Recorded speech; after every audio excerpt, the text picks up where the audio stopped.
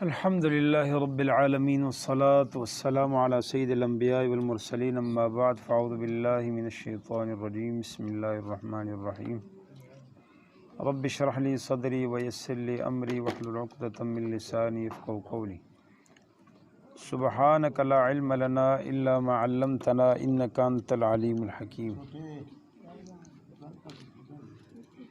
لیس علیکم جناح نہیں ہے تم پر کوئی حرج۔ سورۃ البقرہ آیت نمبر 198۔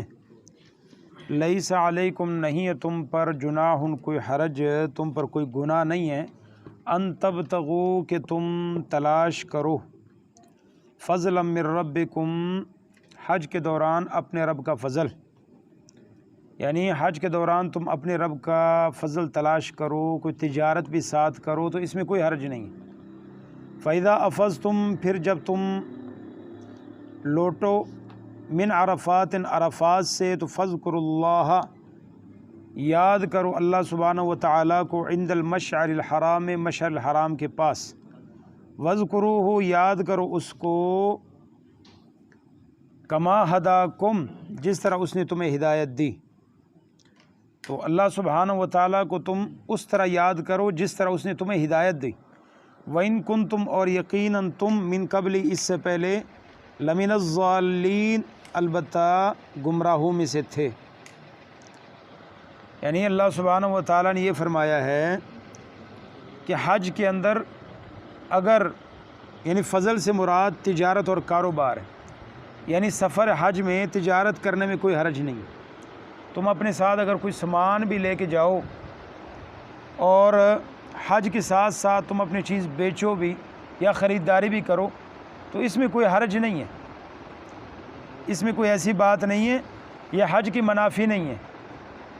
تو وہ چونکہ اس چیز کو معیوب سمجھتے تھے کہ حج کے دوران کوئی چیز لینی یا تجارت کرنی، تو اللہ سبحانہ و تعالیٰ نے بتا دیا کہ حج کے دوران تم کاروبار کرو، تجارت کرو تو اس میں تم پر کوئی حرج نہیں ہے۔ تو ثم افیضوا پھر تم لوٹو من حیث افاض الناس جہاں سے لوگ لوٹتے ہیں، واستغفر اللہ اور اللہ سبحانہ و تعالیٰ سے بخشش مانگو، ان اللہ غفور رحیم بے شک اللہ سبحانہ و تعالیٰ بخشنے والا رحم کرنے والا۔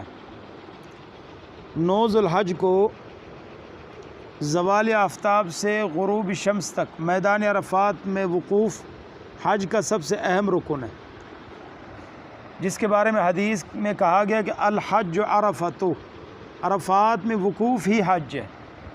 عرفات کے اندر وقوف کرنا اتنا اہم ہے کہ نبی علیہ الصلوۃ والسلام نے اسی کو حج کہا ہے۔ تو یہاں مغرب کی نماز نہیں پڑھنی ہے بلکہ مزدلفہ پہنچ کر مغرب کے 3 رکعت اور عشاء کے 2 رکعت قصر جمع کر کے 1 اذان اور 2 اقامت کے ساتھ پڑھی جائیں گے۔ تو مزدلفہ کو ہی اللہ سبحانہ و تعالیٰ نے مشعر حرام کہا گیا ہے کیونکہ یہ حرم کے اندر ہے، اور یہاں اللہ سبحانہ و تعالیٰ نے ذکر الہی کی تاکید کی ہے۔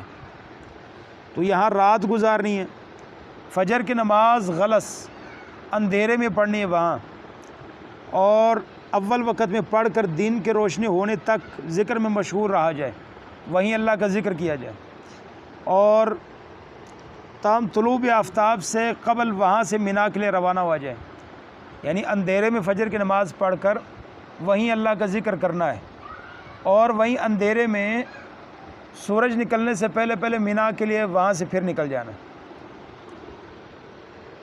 تو ثم افیضوا من حیث افاض الناس پھر تم لوٹو جہاں سے لوٹتے ہیں لوگ، واستغفر اللہ اور اللہ سبحانہ و تعالیٰ سے بخشش مانگو، ان اللہ بے شک اللہ سبحانہ و تعالیٰ بخشنے والا رحم کرنے والا ہے۔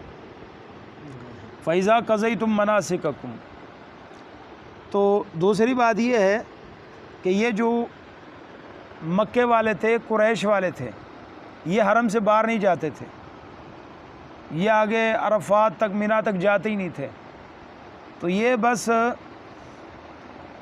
حرم کے اندر ہی رہتے تھے۔ وہ کہتے باقی لوگ جو دور سے آئیں وہ جائیں، تو اللہ سبحانہ و تعالیٰ نے فرمایا نہیں، ثم افیضوا من حیث افاض الناس تم بھی وہاں سے لوٹو جہاں سے لوگ لوٹتے ہیں، تمہارے لیے کوئی الگ قانون نہیں ہے۔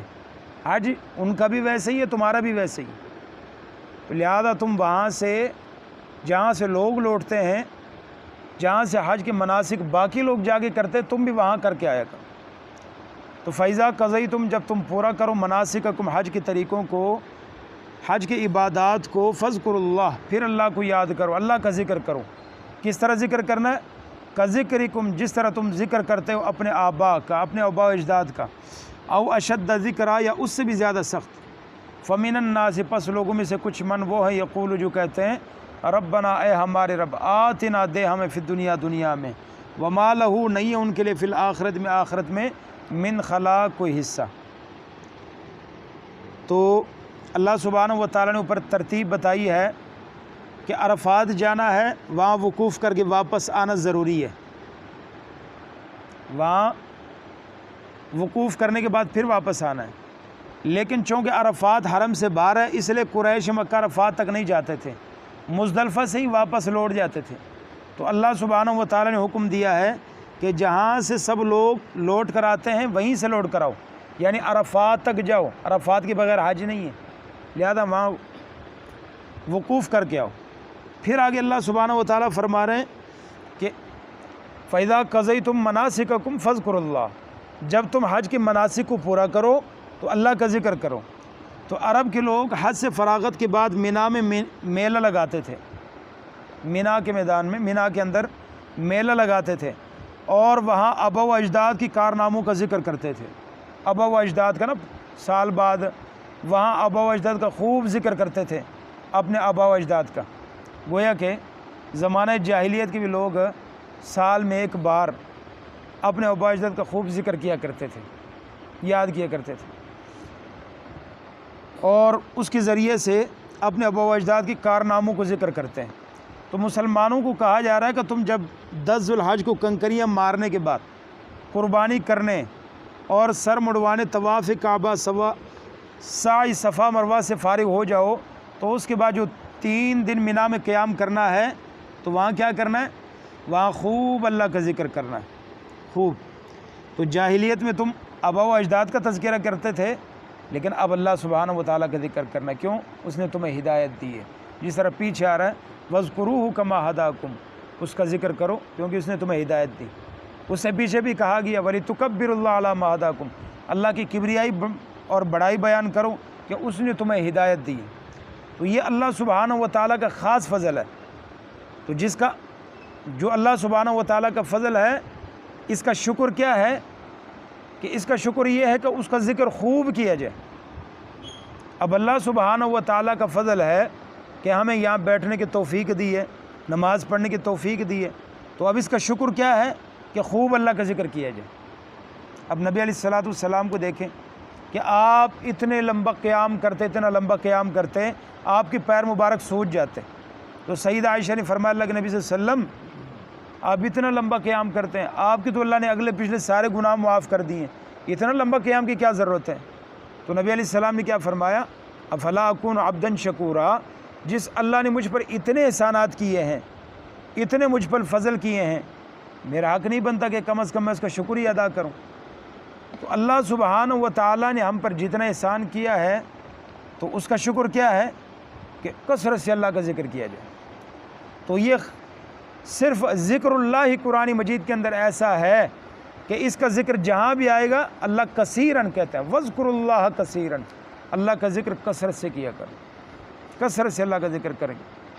تو نبی علیہ السلام نے فرمایا کہ لوگوں کو اللہ سبحانہ و تعالیٰ کے عذاب سے جو سب سے زیادہ اور سب سے جلدی جو نجات دینے والی چیز ہے وہ اللہ کا ذکر ہے۔ تو اس لیے ہر وقت اللہ سبحانہ و تعالیٰ کا ذکر کثرت سے کرنا چاہیے۔